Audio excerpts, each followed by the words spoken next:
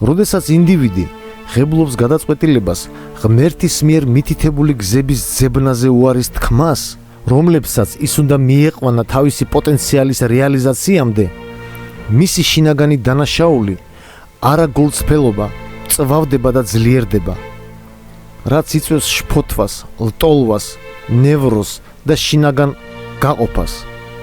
მიუხედავად იმისა, რომ სიამაყემ შეიძლება ხელი შეუშალოს ადამიანს ამ განხეთქილების აღიარებაში, ქვეცნობიერ დონეზე მთელი მისი ცხოვრება იხდის ფას ამ შინაგანი აგონიის გამო.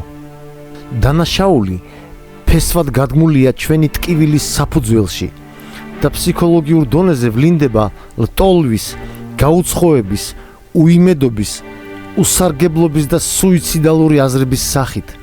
ყველაზე ეფექტური თერაპია არ იქნება ის, რომელიც ყურადღებას ამახვილებს არაჭეშმარიტ მტკიცებულებებზე, სრულიად თავისუფალ ნებაზე ან სოციალურ პარამეტრებზე, არამედ ის, რომელიც ხელს შეუწყობს ჩვენი არსებობის დამახინჯების მიზეზის ამოცნობას და გააძლიერებს ჩვენს კავშირს ჩვენს ჭეშმარიტ არსებასთან.